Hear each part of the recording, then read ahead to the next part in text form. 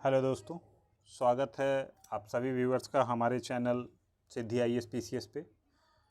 तो BPSC mains preparation series में जो IR का पोर्शन है उसमें हम लोग आज इंडिया चाइना रिलेशन को कवर करेंगे। चूँकि इंडियाज़ नेबरिंग कंट्रीज़ ये हमेशा से फेवरेट टॉपिक रहता है, उससे रिलेटेड क्वेश्चंस पूछे जाते हैं BPSC और UPSC दोनों में। तो उस टॉपिक को हम आज देखेंगे हम लोग। तो मेजर जो चाइना के साथ में डिस्प्यूट रहा है हमारा, उसका टाइमलाइन अगर देखें तो टाइमलाइन यहाँ है 1962 में सबसे पहला इंडो चाइना वार। 1967 ने इंडिया ने चाइना को पीछे ढकेला था दो पहाड़ियों पे जो माउंटेन पासेस थे, नाथुला और चोला। ये दो माउंटेन पासेस थे, दर्रा। यहाँ पे भारत ने इनको पीछे ढकेला था। फिर 1987 में ब्लडलेस क्लैश हुआ था लाइन ऑफ एक्चुअल कंट्रोल के अलॉन्ग। 2013 में यहाँ पे पुश किया था दौलत बेग ओल्डी रोड। ये आपका अक्साई चीन और उसके आसपास का जो एरिया है, लद्दाख के रीजन के आसपास का DBO, तो ये रोड के आसपास में डिस्प्यूट हुआ था। 2017 में आपका डोकलाम क्लैश वो हुआ था, डोकलाम फेस ऑफ। 2022 में भी मिलिट्री फेस ऑफ देखने को मिला है बहुत सारे एरियाज़ पे, मेनली वेस्टर्न एरिया जो हमारा लाइन ऑफ एक्चुअल कंट्रोल है, जिसमें पैंगोंग सो लेक है, गलवान वैली है, तो वो सारा एरिया इसके तहत में आता है। ये 2022 का ये कहानी है। ये मैप आप लोग काफ़ी अच्छे से इसको ध्यान से इसको देखिएगा, जो PPT आपको PDF फॉर्मेट में या किसी अन्य फॉर्मेट में मिलता है। तो ये इस फिगर में क्लियर कर दिया गया है जितने भी बॉर्डर डिस्प्यूट हैं इंडिया के नेबर के साथ में, वो सारा कुछ इसमें डिफाइन किया हुआ है। चाइना के साथ में कितना एरिया डिस्प्यूटेड है, पाकिस्तान के साथ कौन कौन एरिया डिस्प्यूटेड है, म्यांमार के साथ कौन एरिया है, नेपाल के साथ कौन सा टेरिटरी डिस्प्यूटेड है। तो वो सारा टेरिटरी आप लोग इसको ध्यान में इसको रख सकते हैं। जैसे आपका चाइना के साथ में अक्साई चीन वाला एरिया है, फिर सियाचिन ग्लेशियर वाला प्रॉब्लम है, वो आपका पाकिस्तान के साथ में भी है। तो इसी तरीके का काफ़ी सारा जो प्रॉब्लम एरियाज़ हैं वो आप लोग को इस मैप में दिख जाता है। जिस भी कंट्री का क्वेश्चन पूछा जाएगा उसमें आप ये मैप ड्रॉ कर सकते हैं कि ये एरिया डिस्प्यूटेड है।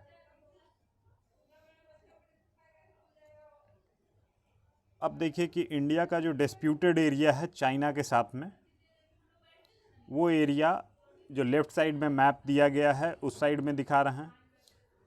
तो ये डिस्प्यूटेड एरिया मेनली आपका, इसको भी आप मैप के थ्रू लाइन में दिखा सकते हैं कि लाइन ऑफ कंट्रोल कौन सा है, उसके आसपास का कौन सा है, उसके अलावा डिस्प्यूटेड बॉर्डर्स कहाँ कहाँ पे हैं। ये आपको यहाँ पे दिख रहा है। ये आपका लद्दाख के आसपास वाला रीजन है, उसके अलावा फिर अरुणाचल प्रदेश के आसपास वाला रीजन भी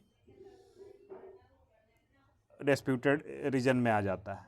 फिर लद्दाख का डिटेल्ड मैप दिया है। ये खैर इतना ज़्यादा ये इम्पॉर्टेंट नहीं है, इसमें बस खाली लोकेशन अगर आप याद रखेंगे दैट्स ऑल, उतना ही ज़रूरत है। बट स्टिल ये मैप जो लेफ़्ट साइड में है वो हम लोग ध्यान में रख सकते हैं। अब इंडिया चाइना रिलेशन का हम लोग हिस्ट्री थोड़ा सा जान लेते हैं कि स्टार्टिंग तो काफ़ी अच्छे तरीके से हुआ था हमारा डिप्लोमेटिक रिलेशन। हिंदी चीनी भाई भाई का फ्रेज चलता था 1950s में। 1954 में इंडिया के द्वारा पंचशील का प्रिंसिपल जो है एडवोकेट किया गया था उस समय के प्रधानमंत्री नेहरू जी के द्वारा। तो पंचशील में 5 प्रिंसिपल दिए गए पीसफुल कोएग्जिस्टेंस के लिए। पहला आपका mutual respect, non aggression, non interference, equality and mutual benefit, और 5वां आपका पीसफुल कोएग्जिस्टेंस। तो पंचशील का प्रिंसिपल इस समय पे चल रहा था। फिर 1955 में बांदुंग कॉन्फ्रेंस हुआ। बांदुंग कॉन्फ्रेंस मेनली आपका नॉन अलाइनमेंट मूवमेंट के लिए था, तो उसके तहत में इंडिया ने नॉन अलाइनमेंट प्रपोज कर लिया था। 1961-62 में बॉर्डर कॉन्फ्लिक्ट सिचुएशन बना था और 1962 वाला वार सिचुएशन हम लोग को देखने को मिला। जितना भी काइंड ऑफ एक्सचेंजेज होते थे हमारे चाइना के साथ में, सब कुछ सस्पेंड कर दिया गया था। फिर 1976 एंड 1990 में फिर से जो रिलेशनशिप था उसको रिज्यूम करने की यहाँ पे कोशिश की गई थी, और joint working group, joint economic group ये इस्टेब्लिश किया जाने लग गया। फिर आपका 1991 से 2002 इस समय में जो वहाँ के प्रेसिडेंट थे उन्होंने इंडिया विजिट किया था, तो ये डिस्प्यूट के बाद पहला विजिट माना जाए कि था। फिर 2003 से 10 के बीच में भी रिश्तों को सुधारने में थोड़ा बहुत प्रयास किया गया, जिसमें प्रधानमंत्री हमारे अटल बिहारी वाजपेयी उन्होंने चाइना विजिट किया और एग्रीमेंट इस तरीके का भी साइन किया गया जिसमें कि एक दूसरे को अपने लिए ख़तरा की तरह देखने की बात नहीं की गई। साथ में ट्रेड एग्रीमेंट ये भी हुआ, special representative to explore solution to border issue, ये चीज़ अपॉइंट किया गया कि बॉर्डर इश्यू जो है उनको सॉल्व करने के लिए एक स्पेशल रिप्रेजेंटेटिव वाला व्यवस्था किया जाए। फिर 2010 से 15 में इस वाले पीरियड में encyclopedia of India China cultural contact memorandum, ये इनसाइक्लोपीडिया रिलीज़ किया गया। 2012 को year of China India friendship and cooperation declare किया गया। Border defence cooperation agreement sign किया गया। 2014 में आपका friendly exchange between India and China. 2015 में India tourism year in China ये डिक्लेयर किया गया। फिर 2016-19 में पहला इनफॉर्मल समिट वुहान समिट काफ़ी फेमस रहा था। 2018 में ये चीज़ हुआ था। 2020 में कल्चरल एक्सचेंज वाली व्यवस्था की गई थी, लेकिन उसी साल में गलवान वैली क्लैश वो स्टार्ट हुआ, जिसकी वजह से टोटल रिलेशन पे काफ़ी एडवर्स इम्पैक्ट पड़ा है।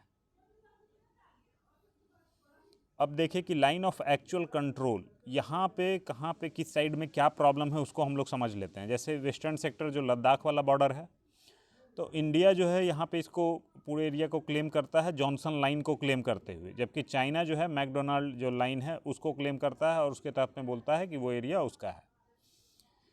बीच वाला एरिया, इसमें आपका उत्तराखंड और हिमाचल प्रदेश वाला रीजन जो है वो आता है। इसमें कोई बहुत ज़्यादा कंट्रोवर्सी नहीं है, बस एक रीजन बाराहोती प्लेन है, इसी में थोड़ा सा प्रॉब्लम है। इसको लेके मैप एक्सचेंज वाला चीज़ भी चल रहा है, उसकी बातचीत आगे चल रही है। ईस्टर्न सेक्टर में अरुणाचल प्रदेश और सिक्किम, इसको लेके थोड़ा बहुत डिस्प्यूट है। इसमें मैकमोहन लाइन कुछ लोग बोल रहे हैं, जो चाइना है वो अपने हिसाब से उसको इंटरप्रेटेट कर रहा है, और जो इंडिया है वो रूलिंग के हिसाब से अपना जा रहा है। इसके हिसाब से पूरा का पूरा अरुणाचल प्रदेश तवांग वो चाइना क्लेम करता है। एक्चुअली चाइना जो है पाम एंड 5 फिंगर वो वाली पॉलिसी पे भी बिलीव करता है। पाम मतलब जो उसका मेन लैंड है वो आपका पाम हो गया, जो तिब्बत वाला एरिया है वो मेन पाम हो गया। उसके अलावा 5 फिंगर्स के तौर पे उसमें आपका सिक्किम, भूटान, नेपाल और आपका अरुणाचल प्रदेश, ये सारा उसको पाम एंड फिंगर वाले में लेके चलता है। बोलता है कि ये जो है मेन पाम है और बाकी फिंगर है, तो वो फिंगर सारा मेरा है, तो वो सारा कंट्रोल करना चाहता है। ये पाम एंड फिंगर वाली बात आपको पीपीटी में नहीं मिलेगी, वो मैंने एडिशनल यहाँ पे ऐड किया है। अब जान लेते हैं कि इस तरीके का जो बॉर्डर डिस्प्यूट है हमारा चाइना के साथ में, इतने सालों तक रिजॉल्व क्यों नहीं हुआ है। तो रिजॉल्व इसके ना हो पाने का पहला कारण क्या है कि एरिया बहुत ही रिसोर्स रिच है, बहुत सारा जियो थर्मल रिसोर्स है, फ्रेश वाटर, बहुत सारी नदियाँ वहाँ से निकलती हैं। सेकंड क्या है, स्ट्रेटजिक एरिया, ये जो है वेस्टर्न तिब्बत को जोड़ देगा चाइना के जिनजियांग प्रोविंस से, ये कनेक्टिंग पॉइंट के लिए व्यवस्था हो सकता है। फिर आपका मिडिल ईस्ट और सेंट्रल एशिया, वहाँ के लिए एक चोक पॉइंट की तरह काम कर रहा है ये। अगर ये आपके हाथ से निकल जाता है तो आप डायरेक्ट कनेक्शन में नहीं रहेंगे।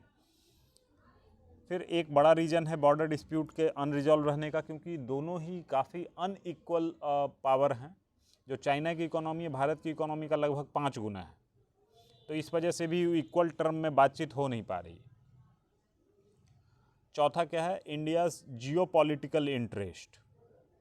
ये इंडिया अपने जियोपॉलिटिकल इंटरेस्ट को सर्व करने के लिए यूएस के साथ में काफ़ी जगह पे अभी देखने में मिला है। जैसे लेमुआ साइन हुआ था, इसी तरीके का बहुत सारा सिक्योरिटी सिस्मोआ, काफ़ी सारे सिक्योरिटी एग्रीमेंट्स हमारे यूएसए के साथ में साइन हुए। उसके अलावा फिर क्वाड में है, हम लोग न्यू क्वाड में है, जो कि हम लोगों ने कल के पीपीटी में देखा था। तो ये जो है चीज़ें यहाँ पे दिखता है कि कहीं चाइना के इंटरेस्ट के अगेंस्ट में तो इंडिया की बात नहीं जा रही, कहीं इंडिया दूसरे खेमे में तो जाके नहीं बैठ रहा है।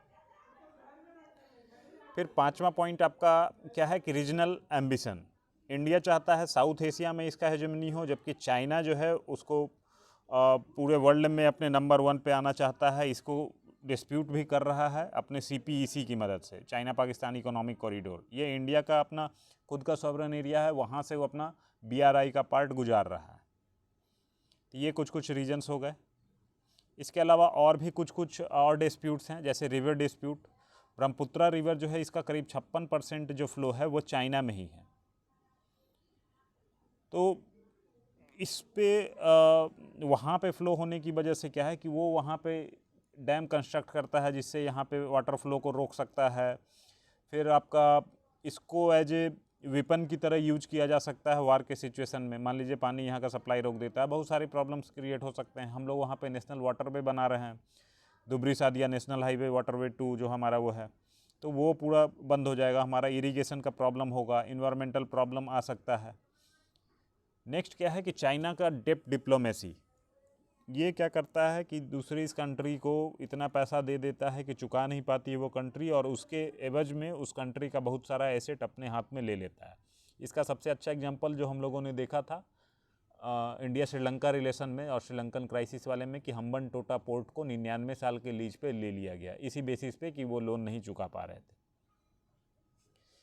नेक्स्ट जो डिस्प्यूट का एरिया है, belt and road initiative. Belt and road initiative mainly आपका जो ओल्ड सिल्क रूट था उसको रीस्टोर करने के लिए स्टार्ट किया गया था। इंडिया का यहाँ पे कंसर्न ये है कि इसका जो फंडिंग है वो बहुत ही ट्रांसपेरेंट नहीं है, और मेनली वैसे वैसे एरियाज़ को ये कैप्चर कर रहा है जो कि लग रहा है कि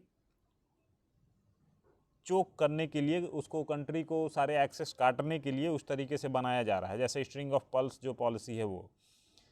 फिर इसके मदद से इंडियन ओशियन रीजन में भी उसका इन्फ्लुएंस बढ़ेगा, तो ये भी इंडिया के लिए बहुत अच्छी फेवरेबल टर्म्स में बात नहीं है। तो ये सारे कुछ और एक्स्ट्रा डिस्प्यूट हम लोगों ने देख लिया।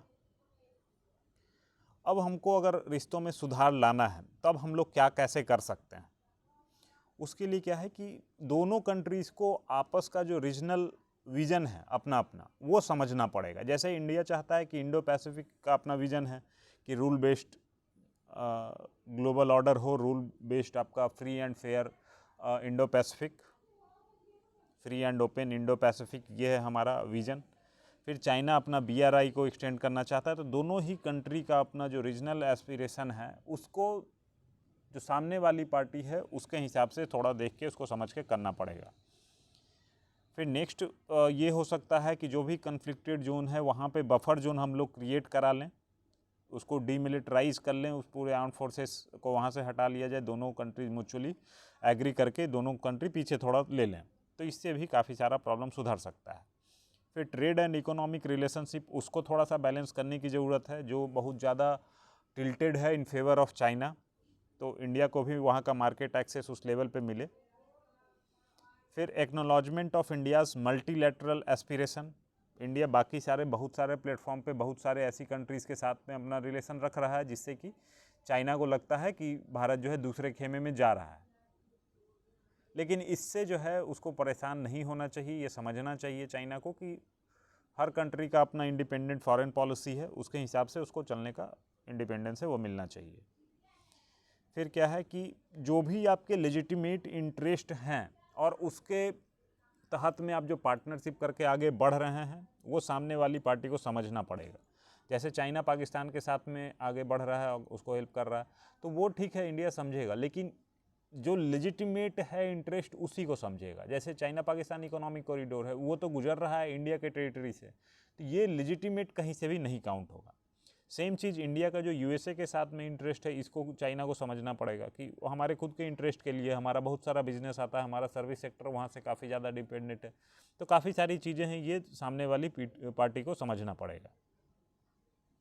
फिर हम लोगों को स्पिरिट ऑफ गुड नेबरहुड ये फॉलो करना चाहिए कि हम लोग अच्छे से रखें, और जो हमारा जो माइंडसेट होना चाहिए वो इस तरीके का होना चाहिए कि जो 21st सेंचुरी है it must belong to Asia. तो एशिया को बिलोंग कराने के लिए क्या है कि जब दोनों एशियन कंट्री साथ में मिलके आएंगे तभी हम लोग आगे बढ़ सकेंगे, अदरवाइज कुछ ना कुछ डिस्प्यूट बना रहेगा, हम लोग आपस में ही लड़ते रहेंगे, ग्लोबली हम लोग बहुत ज़्यादा आगे नहीं जा पाएंगे। अब इसको गुड नेबरहुड की पॉलिसी को कायम रखने के लिए जो पंचशील में आपका 5 प्रिंसिपल दिया गया है, उस पर अगर हम लोग स्टिक करते हैं तो ये हमारे लिए काफ़ी अच्छा रहेगा। तो आपका वे फॉरवर्ड वाला पॉइंट हो गया। फिर अभी जो हमारे करंट में एक्सटर्नल अफेयर्स मिनिस्टर हैं, उन्होंने रेकमेंड किया है, उनका रिकमेंडेशन को भी अगर हम लोग कहीं पे आंसर में यूज कर सकते हैं तो काफ़ी अच्छा पॉइंट होगा। जैसे इन्होंने 8 ब्रॉड प्रिंसिपल दिए हैं, 8 ब्रॉड प्रिंसिपल। तो आप चाहे तो इसको 8 को याद करने का कोशिश कर लें, अगर आप याद रख पाते हैं तो बहुत ही अच्छा रहेगा। इन केस अगर आप मिस करते हैं तो उनको कोट करते हुए 3 म्यूचुअल्स को आप जरूर कोट कर सकते हैं। तो हम लोग पहले 8 ब्रॉड प्रिंसिपल देखते हैं कि adherence of border management agreements, जो भी बॉर्डर मैनेजमेंट एग्रीमेंट किए गए हैं उससे आप स्टिक करें। दूसरा क्या है कि रेस्पेक्टिंग दी LAC, तो जो लाइन ऑफ एक्चुअल कंट्रोल है उसको आप सम्मान दें, उसका पूरा माने। फिर peace and tranquillity along the frontier, जो भी बॉर्डर एरिया है वहाँ पे शांति बनाए रखा जा सके। रिकॉग्नाइजिंग मल्टीपोलर एशिया, इस चीज़ को आपको रिकॉग्नाइज करना पड़ेगा कि एशिया जो है यूनिपोलर नहीं है, कोई एक कंट्री नहीं है, बहुत सारे पोल्स हैं जिसमें चाइना और इंडिया दोनों अपना अपना इंडिपेंडेंट स्थान रख रहे हैं। जो 5वां पॉइंट है वो है sensitivity to each others interest, एक दूसरे का जो इंटरेस्ट है, एक दूसरे का जो हित है, उसको उसके प्रति आपको सजग रहना पड़ेगा, संवेदनशील रहना पड़ेगा। छठा क्या है कि each others aspiration can not be ignored, her country अपना अपना कुछ कुछ एस्पिरेशन रखा है, कुछ उसकी इच्छाएं हैं, तो उसको आप इग्नोर नहीं कर सकते हैं। 7वां क्या है कि जो भी डिफरेंसेस हैं उसको हम लोग इफ़ेक्टिवली मैनेज करें। और 8वां पॉइंट है कि always take the long term view, आप बहुत ही छोटे टाइम फ्रेम में चीज़ों को ना देखें, लंबे टाइम फ्रेम के हिसाब से देखें कि आगे इस पर क्या इफेक्ट पड़ने वाला है। तो 8 ब्रॉड प्रिंसिपल ये चीज़ हो गई। फिर आ जाता है आपका 3 म्यूचुअल्स, जो कि एक्सटर्नल अफेयर मिनिस्टर जो करंट हैं उन्होंने ही बोला है। तो वो बोले हैं 3 म्यूचुअल्स को हम लोग को फॉलो करना चाहिए कि म्यूचुअल सेंसिटिविटी, हम लोग एक दूसरे के प्रति संवेदनशील रहें, म्यूचुअल रिस्पेक्ट, एक दूसरे के प्रति सम्मान बनाए रखें, और म्यूचुअल इंटरेस्ट, जो हमारा हित है वो एक दूसरे का हित को हम लोग ध्यान में रखते हुए आगे चलें। ये इनका रिकमेंडेशन था। अब इसके अलावा कुछ कुछ पॉइंट है जो कि सिर्फ इंडिया चाइना रिलेशन में ना यूज करके आप कई जगहों पे यूज कर सकते हैं। जैसे कई जगहों पे कंपैरिजन आएगा, जैसे इकोनॉमी में ही कि चाइना का इकोनॉमी इतना ज़्यादा आगे बढ़ गया है, इंडिया का लगभग हम लोगों ने साथ में ही शुरू किया था, फिर कैसे आगे बढ़ गया। तो ये सारा कुछ कुछ पॉइंट्स है जो कि हम लोग यूज कर सकते हैं। जैसे 1987 में कि जो GDP नॉमिनल टर्म में दोनों कंट्री का ऑलमोस्ट इक्वल था। 2019 में जबकि स्थिति ऐसी है कि चाइना की GDP इंडिया की GDP की 5 गुना है लगभग। चाइना ने जो अपना 1 ट्रिलियन GDP का जो मार्क है ये पास कर लिया था 1998 में ही, जबकि भारत ने ये 2007 में अचीव किया है 1 ट्रिलियन इकोनॉमी का जो गोल था वो। एक चीज़ और बोला जाता है कि 1990 में इंडिया जो है चाइना से अमीर था, जबकि 2019 में हमसे करीब 5 गुना अमीर अभी चाइना चल रहा है। तो ये ग्राफ बना करके भी यहाँ पे दिखाया गया है। 1990 में लगभग इक्वल है, 2020 में इंडिया बढ़ा है, लेकिन चाइना उसके मुकाबले बिल्कुल एक्सपोनेंशियली डायरेक्शन में आगे बढ़ता दिख रहा है। ये कुछ कुछ पॉइंट्स हैं जो हम लोग दिखा सकते हैं। कहीं और भी कुछ अगर क्वेश्चन आ जाता है किसी तरीके का तो वहाँ पे यूज कर सकते हैं। और भी इसी तरीके कुछ फनी फैक्ट्स हैं। जैसे चौथा फैक्ट है आपका कि चाइना का मैक्सिमम जो ग्रोथ रेट रहा है 19.30, ये 1970s में था। मिनिमम -27.27 है, ये 1961 में था। फिर आपका इंडिया का ग्रोथ रेट मैक्सिमम 9.63, ये 1988 में, जबकि मिनिमम जो है -5.24, ये 1979 में हमारा ग्रोथ रेट रहा। वही 2017 में GDP जब कंपेयर किया गया है तो यहाँ पे जो कंपोजिशन है GDP का उस पर बातचीत की गई कि एग्रीकल्चर का जो कंट्रीब्यूशन है हमारे GDP में, इंडिया में करीब 15% है, वही चाइना में मात्र 8% कंट्रीब्यूशन है। तो मेजर जो डिफरेंस है वो मैन्युफैक्चरिंग है, इंडस्ट्री है। इंडिया के GDP में मात्र 23% कंट्रीब्यूशन हम लोग को मिल रहा है इंडस्ट्री से, जबकि चाइना को ये कंट्रीब्यूशन करीब मिल रहा है 39% का कंट्रीब्यूशन इनको मिल रहा है। वहीं सर्विस सेक्टर में इंडिया का बेहतर है 61%, जबकि चाइना में 52% जीडीपी कंट्रीब्यूशन सर्विस सेक्टर से आता है। तो ये सारी बात हम लोगों ने देख लिया। इसको आंसर में बहुत ही इनोवेटिवली आप यूज कर सकते हैं। ये कुछ फैक्ट फिगर डाटा है। इसके अलावा ये सिर्फ एक डायरेक्शन है, इस डायरेक्शन में आपको सोचना है और ऐसे ही आपको काम आगे करना है। तो ये सारा जो टॉपिक आप लोग कर लेंगे, उसके बेसिस पे एक क्वेश्चन दिया गया है। क्वेश्चन क्या है कि recent classes along LAC are not in interest of both the countries, that is India and China. जो करेंट समय में, जो तत्कालीन समय में जो लाइन ऑफ एक्चुअल कंट्रोल है, उसके आसपास जो भी क्लासेस हो रहे हैं, ये दोनों ही देशों के हित में नहीं है। Discuss ways to normalise the relationship between two Asian powers. तो आपको यहाँ पे डिस्कस करना है कि दोनों देशों के रिश्तों को फिर से वापस से नॉर्मल परिस्थिति में लाने का क्या क्या तरीका हो सकता है, वो आपको यहाँ पे डिस्कस करना है। तो रिसेंट क्लासेस दोनों के हित में नहीं है, ये आपका पहला पार्ट है क्वेश्चन का। दूसरा पार्ट, इसको नॉर्मल कैसे करेंगे, ये पार्ट है। तो बिल्कुल इतना ही सिंपल आपको लिखना है। इसको आप क्वेश्चन को अटेम्प्ट करें। अटेम्प्ट करने के बाद फिर हमारा टेलीग्राम चैनल है, जिसका लिंक आपको इस वीडियो के भी डिस्क्रिप्शन में मिल जाएगा। आप वहाँ जाके इसको डाउनलोड कर सकते हैं। डाउनलोड करने के बाद फिर पीपीटी डाउनलोड कर सकते हैं। पीपीटी डाउनलोड करके वहाँ क्वेश्चन देख सकते हैं। क्वेश्चन को आप अटेम्प्ट करें, अटेम्प्ट करके आप अपलोड करें हमारा जो चैनल है उस पर आपको इवैल्यूएशन भी मिल जाता है। और अगर कुछ मेजर प्रॉब्लम अगर आ जाती है किसी आंसर में, बहुत ज़्यादा आप बिल्कुल किसी का भी आंसर सही नहीं आएगा, तो उसका फिर हम लोग मॉडल आंसर भी कोशिश करेंगे कि आपको अगले वीडियो में हम लोग उसको अपलोड कर दें साथ साथ। तो आज के वीडियो में इतना ही है, इंडिया चाइना। तो that's all we have for today. Thank you for watching the video. जो भी पढ़ने लिखने वाले बच्चे हों, उनके बीच में आप ये चैनल शेयर कर सकते हैं। अगर आपको वीडियो अच्छा लगता है तो आप इस वीडियो को लाइक कर सकते हैं। So that's all we have for today. Thank you for watching.